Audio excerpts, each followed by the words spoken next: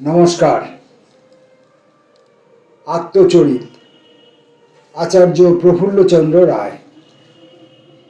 আজকে চতুর্থ পরিচ্ছেদ থেকে খানিকটা অংশ পড়ব। 1830 খ্রিস্টাব্দের ডিসেম্বর মাসে আমার পিতামাতা স্থায়ীভাবে কলিকাতায় আসিলেন এবং 132 নম্বর আমা স্ট্রিটের বাড়ি ভাড়া করিলেন। আমরা এই বাড়িতে প্রায় 10 বৎসর বাস করিয়াছিলাম। আমার বাল্যকালের সমস্ত স্মৃতি ওই বাড়ি এবং চাঁপাতলা নামে পরিচিত ওই শহরের ওই অঞ্চলের সঙ্গে জড়িত। আমার পিতা আমাকে ও জ্যেষ্ঠ ভ্রাতাকে হেয়ার স্কুলে ভর্তি করিয়াছিলেন। হেয়ার স্কুল তখন ভবানীচরণ দত্ত লেনের সম্মুখে একটি একতলা বাড়িতে অবস্থিত ছিল। এখন ওই বাড়ি প্রেসিডেন্সি কলেজের রসায়ন বিভাগের অন্তর্ভুক্ত হইয়াছে। আমার সহাধ্যয়ীরা যখন জানিতে পারিল যে আমি যশোহর হইতে আসিয়াছি, তখন আমি তাহাদের বিদ্রূপ ও পরিহাসের পাত্র হইয়া উঠিলাম। আমাকে তাহারা বাঙাল নাম দিল এবং মন্দ ভাগ্য পূর্ববঙ্গবাসীদের যেসব ত্রুটি বিচ্যুতি আছে বলিয়া শোনা যায়, তার সবই আমার ঘাড়ে চাপানো হইল। 1 শতাব্দী পূর্বে স্কটল্যান্ডের বা ইয়র্কশায়ারের কোনো গ্রাম্য বালক তাহার কথার বিশেষ টান এবং ভাবভঙ্গির বিশেষত্ব লইয়া যখন লন্ডন শহরের বালকদের মধ্যে উপস্থিত হইত, তখন তাহার অবস্থাও কতকটা এইরকমই হইত। তখনকার দিনে জাতীয় জাগরণ বলিয়া কিছু হয় নাই, সুতরাং অল্প লোকেই জানিত যে আমার জেলা এমন 2-1 মহাযোদ্ধাকে জন্ম আশ্রয় দিয়াছে, যাহারা মোগল বাদশাহের বিরুদ্ধে বিদ্রোহের পতাকা উড্ডীন করিয়াছিলেন। অন্যথা বিদ্রুপকারীদের দিগকে আমি এই বলিয়া নিরুত্তর করিতে পারিতাম যে রাজা প্রতাপাদিত্যের সামরিক অভিযানের ক্ষেত্রসমূহ আমার গ্রামের অতি নিকটে এবং রাজা সীতারাম রায়ের রাজধানী মোহাম্মদপুর আমার জেলাতেই অবস্থিত। বাংলার তদানীন্তন সর্বশ্রেষ্ঠ জীবিত কবি এবং অমৃতাক্ষর ছন্দের জন্মদাতা বাংলার মিল্টন আমাদেরই গ্রামের দৌহিত্র এবং তৎকালীন সর্বশ্রেষ্ঠ জীবিত নাট্যকার দীনবন্ধু মিত্র আমাদের জেলাতেই জন্মগ্রহণ করেন এবং স্তন্যপানে পুষ্ট হন। এসব কথা বলিয়াও আমি বিদ্রুপকারীদের নিরস্ত করিতে পারিতাম। কলিকাতা আসিবার পূর্বে আমার মানসিক উন্নতি কিরূপ হইয়াছিল সে কথা এখানে একটু বলিব। পিতার সঙ্গে আমিও আমার ভাইদের সম্বন্ধ সরল ও সৌহার্দ্যপূর্ণ ছিল। বই পড়া অপেক্ষা পিতার সঙ্গে কথা বলিয়া আমরা অনেক বেশি শিখিতে পারিতাম। তাহার নিকট গিয়া কথাবার্তা বলিতে ও গল্পাদি করিতে তিনি আমাদের সর্বপ্রকার সুযোগ দিতেন। আমি অনেক সময় দেখিয়াছি পিতা ও পুত্রের মধ্যে একটা দুর্লঙ্ঘ ব্যবধান পুত্র পিতাকে ভয় করিয়া চলে। দুইজনের মধ্যে যেন একটা রুক্ষ নীরবতার সম্বন্ধ বর্তমান। মাতা অথবা পরিবারের কোনো বন্ধু পিতা এবং পুত্রের মধ্যে অনেক সময় মধ্যস্থতার কাজ করেন। আমার পিতা সৌভাগ্যক্রমে চাণক্য পণ্ডিতকেও অতিক্রম করিয়াছিলেন। লালয়েত পঞ্চবর্ষাণি 10 বর্ষাণি তারয়েত প্রাপ্যেতু ষোড়শে বর্ষে পুত্র মিত্র বদাচরেত। ইহাই চাণক্যের উপদেশ।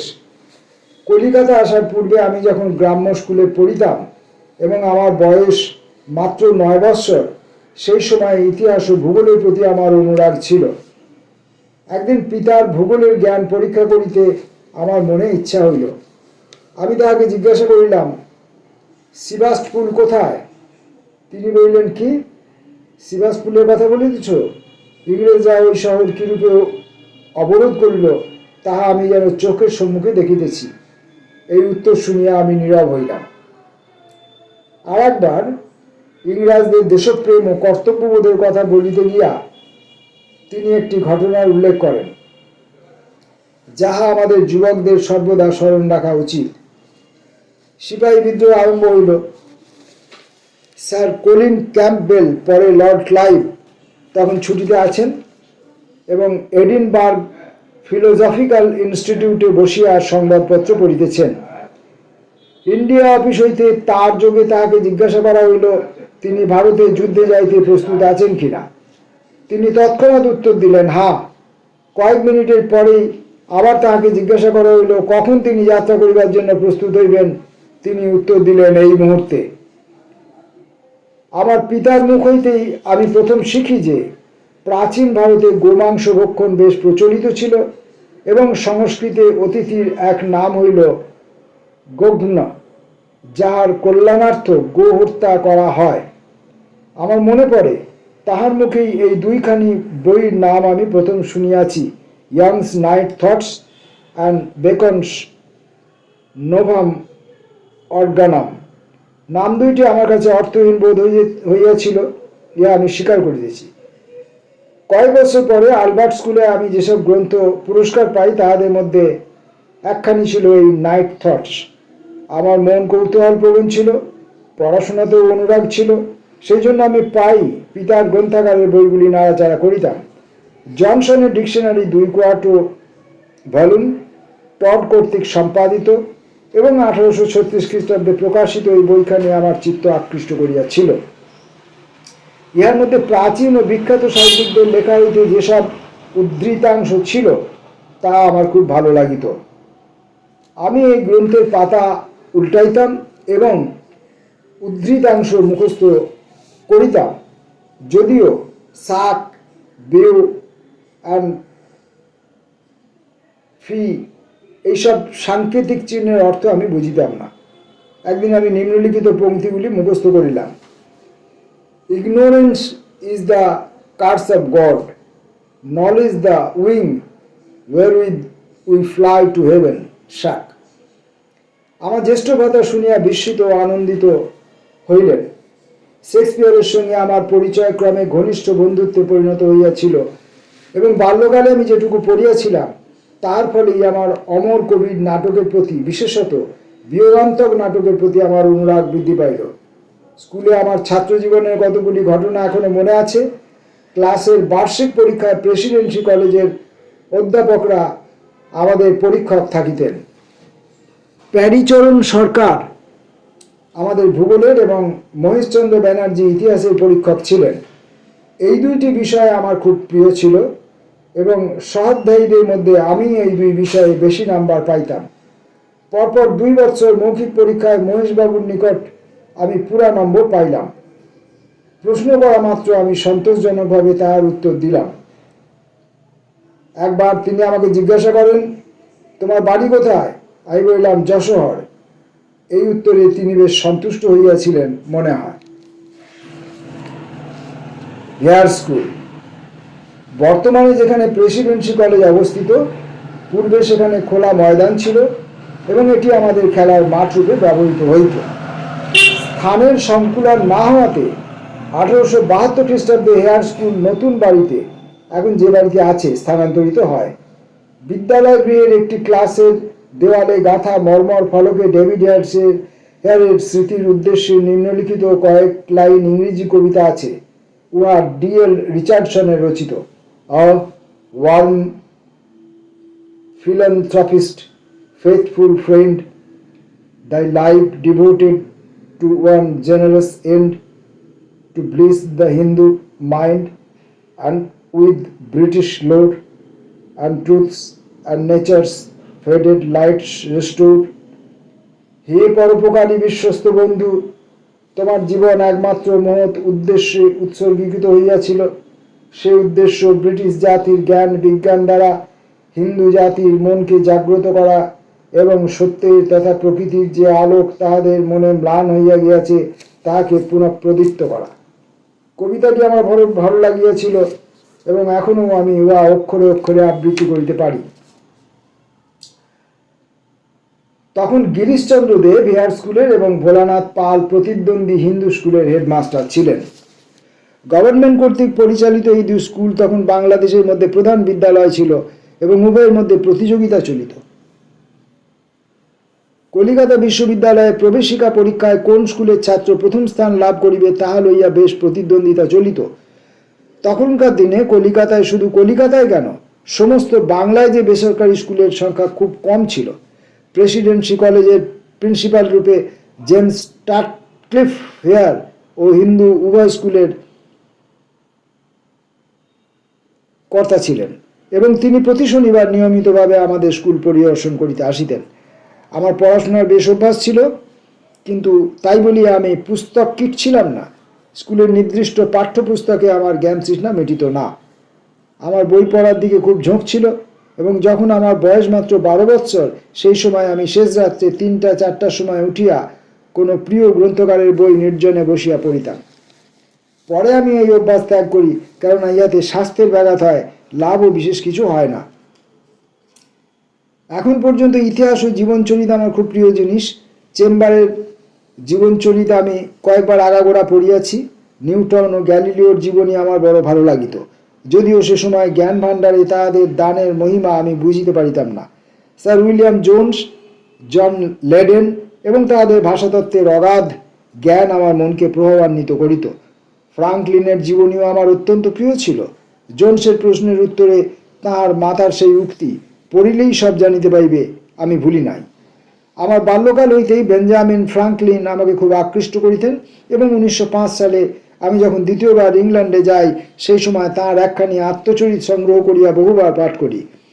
পেনসিলভেনিয়া প্রদেশের এই মহৎ ব্যক্তির জীবনী চিরদিনই আমার নিকট আদর্শ স্বরূপ ছিল।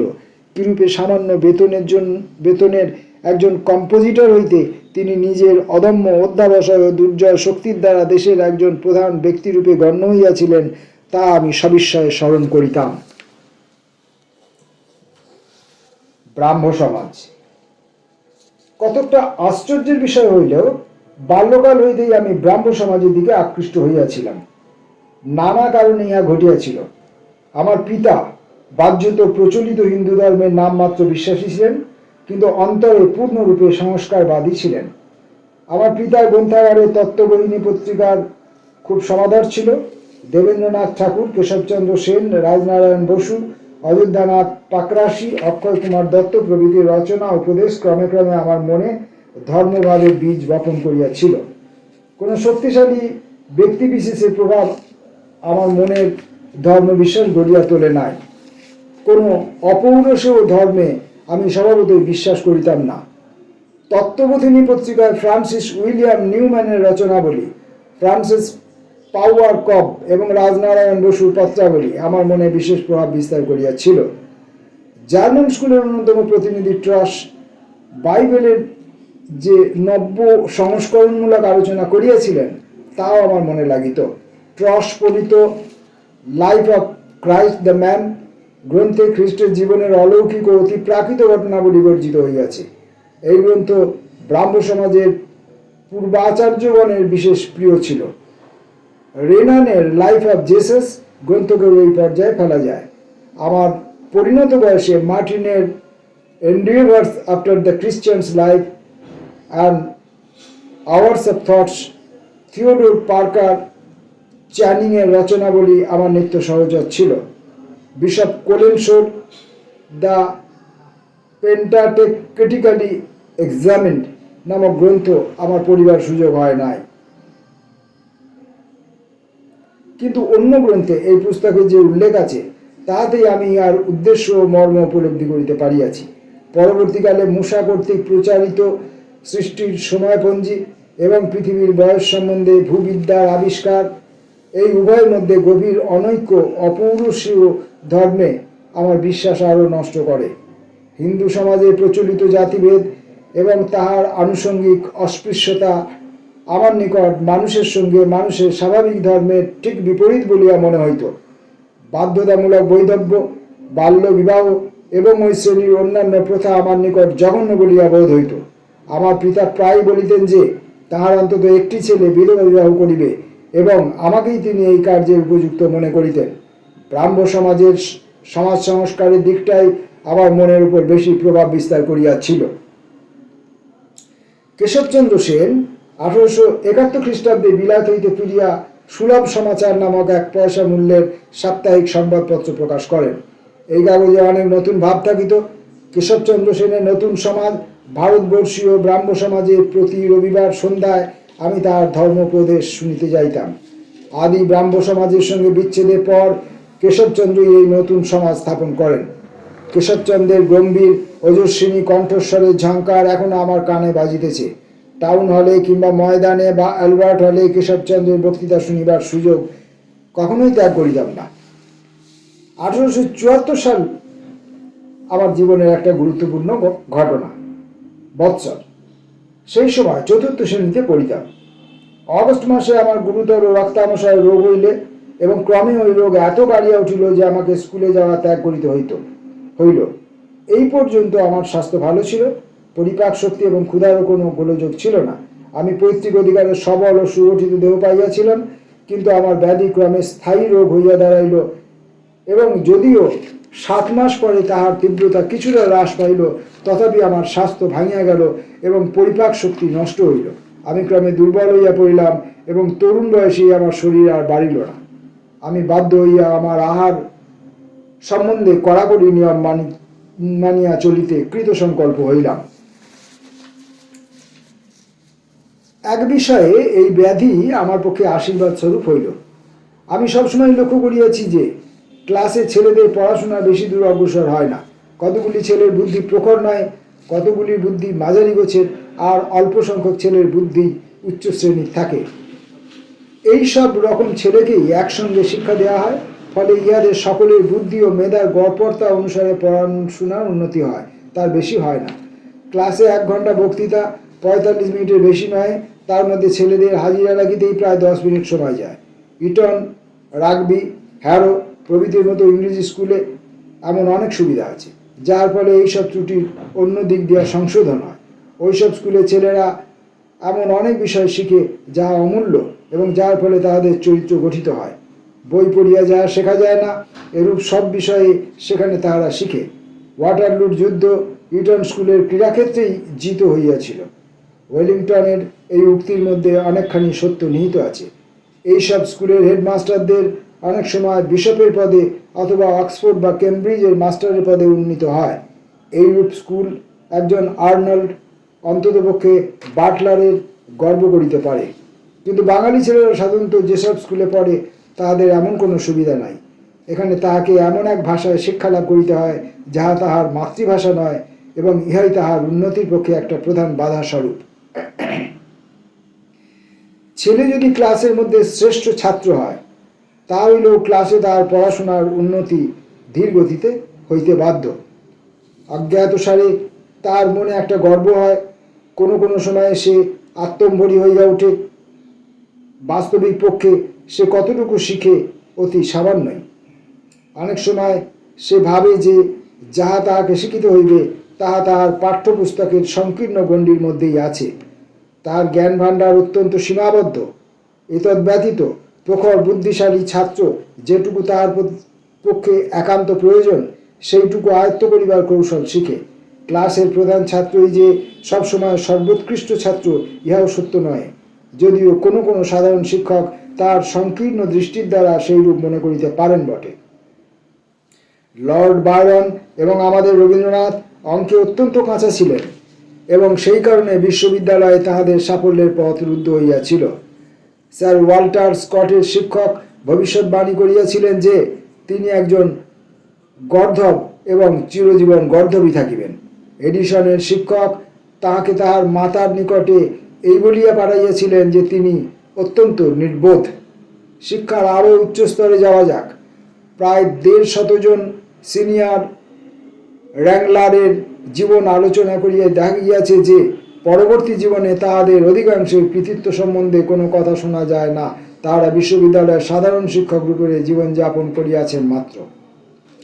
যাহা হোক, এইরূপে স্কুলের বৈচিত্র্যহীন শুষ্ক পাঠ্যপ্রণালী হইতে মুক্ত হইয়া আমি মনের স্বাদে নিজের ইচ্ছা অনুযায়ী রসায়ন অধ্যয়ন করিবার সুযোগ লাভ করিলাম।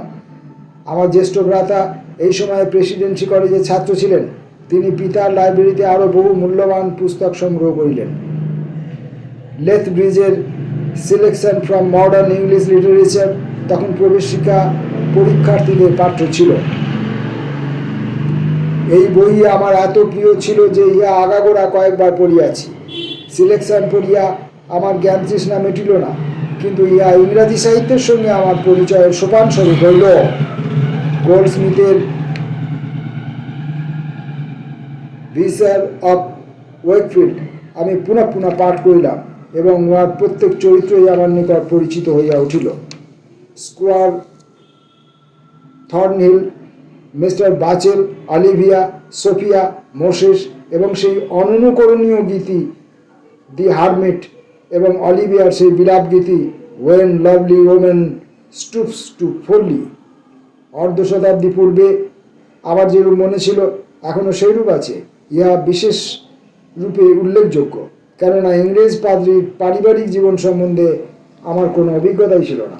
বহু বছর পরে ইংল্যান্ডে অবস্থানকালে জর্জ এলিয়টের সেন্স ফ্রম ক্লারিক্যাল লাইফ ওইভাবে আমাকে মুগ্ধ করিয়াছিল। বস্তুত মানব প্রকৃতি, দেশ, কাল, জাতি, ধর্ম নির্বিশেষে সর্বত্রই এক, এবং কবির প্রতিভা যেখানে মানব প্রকৃতির গভীর রহস্য ব্যক্ত করে তখন তাহা সকলেরই হৃদয় স্পর্শ করে। স্পেকটেটর হইতে কতগুলি প্রবন্ধ এবং জনসনের রাসেলসও আমি পড়িয়াছিলাম। রাসেলাসের প্রথম প্যারা ইয়ে উই লিসেন উইথ ক্রেডুলিটি ইত্যাদি আমি তখনও অক্ষরে অক্ষরে আবৃত্তি করিতে পারি। শীঘ্রই আমি উচ্চশ্রেণীর ইংরেজি সাহিত্যের প্রতি আকৃষ্ট হইয়া পড়িলাম। নাইটের half hours with the best authors এই বিষয়ে আমাকে সহায়তা করিয়াছিল। শেক্সপিয়ারের Julius Caesar, merchant of Venice, হ্যামলেটের কতগুলি নির্বাচিত অংশ আমার সম্মুখে নতুন জগতের দ্বার খুলিয়া দিল, এবং পরবর্তী জীবনে মহাকবির বইগুলি যতদূর পারি পড়িব, ইহাই আমার অন্যতম আকাঙ্ক্ষা হইল। এই সময় বাংলা সাহিত্যে নবযুগের প্রবর্তক বঙ্গদর্শন মাসিক পত্র প্রকাশিত হইল। ইহাতে বঙ্কিমচন্দ্রের বিষবৃক্ষ ধারাবাহিকভাবে বাহির হইতে লাগিল। যদিও সেই অল্প বয়সে নিপুণ হস্তে অঙ্কিত মানব চরিত্রের ওইসব সূক্ষ্ম বিশ্লেষণ আমি বুঝিতে পারিতাম না, তবুও কেবল গল্পের আকর্ষণে আমি ওই প্রসিদ্ধ উপন্যাস অসীম ঔৎসুক্যের সঙ্গে পড়িতাম। প্রফুল্লচন্দ্র বন্দ্যোপাধ্যায়ের বাল্মীকি ও তার যুগ এবং রামদাস সেনের কালিদাসের যুগ আমার মনে পুরাতত্ত্বের দিকে আকৃষ্ট করিল। এখানে বলা আবশ্যক যে বিবিধার্থ সংগ্রহে রাজেন্দ্রলাল মিত্রের বাংলার সেনরাজাগণ ও ওই শ্রেণীর অন্যান্য প্রবন্ধ বাংলার পুরাতত্ত্ব আলোচনা সূত্রপাত করে। তখন কল্পনা করি নাই যে পুরাতত্ত্বের প্রতি আমার এই আকর্ষণ পরবর্তীকালে হিন্দু রসায়ন শাস্ত্রের ইতিহাস রচনাকার্যে আমাকে সহায়তা করিবে। হিন্দু রসায়ন শাস্ত্রের ইতিহাস বঙ্গদর্শনের দৃষ্টান্তে যোগেন্দ্রনাথ বিদ্যাভূষণ কর্তৃক সম্পাদিত আর্য দর্শন প্রকাশিত হইল। এই পত্রিকার প্রধান বিশেষত্ব ছিল জন স্টুয়ার্ট মিলের আত্মচরিতের অনুবাদ। উহা আমার মনের উপর গভীর রেখাপাত করিল। একটা বিষয় আমি বিশেষভাবে লক্ষ্য করিলাম, জেমস মিল তার প্রতিভাশালী পুত্রকে কোনো সাধারণ স্কুলে পাঠান নাই এবং নিজেই তাহার বন্ধু ও শিক্ষক হইয়াছিলেন। অল্প বয়সে জন স্টুয়ার্ট মিলের বুদ্ধি বৃত্তির অসাধারণ বিকাশে ইহাই কারণ মনে করা যাইতে পারে। মাত্র 10 বছর বয়সে যখন জন স্টুয়ার্ট মিল লাটিন ও গ্রিক ভাষা, পাটিগণিত এবং ইংল্যান্ড, স্পেন, রোমের ইতিহাস শিখিয়া ফেলিয়াছিলেন। চতুর্থ পর্বটি যথেষ্ট পরিমাণে বড়, ফলে চতুর্থ পর্বটি আমরা একদিনে তো শেষ করতে পারবোই না, হয়তো দুদিনেও শেষ করতে পারবো না। তথাপি আমি কিন্তু পড়েছি অত্যন্ত দ্রুত, এবং এখানে এমন কিছু ব্যক্তির নাম আছে, এমন কিছু বইয়ের নাম আছে যা আমি এর আগে কখনো শুনি নাই বা উচ্চারণ করি নাই।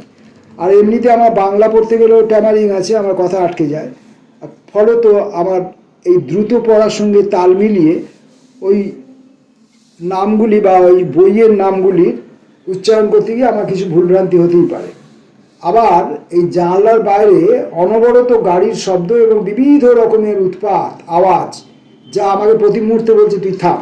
আর আমি সেই জন্য গলা চড়িয়ে, তাদের উপরে গলা চড়িয়ে আমি আমার এই পড়াগুলো চালিয়ে যেতে লাগলাম। কারণ আমি যদি কোনোভাবে অপরের দ্বারা নিয়ন্ত্রিত হই তাহলে আমার পড়া বন্ধ হয়ে যাবে, আর আমি পড়তে পারবো না। পরবর্তী অংশটি নিয়ে আমরা পরবর্তী ভিডিওতে আসব। নমস্কার।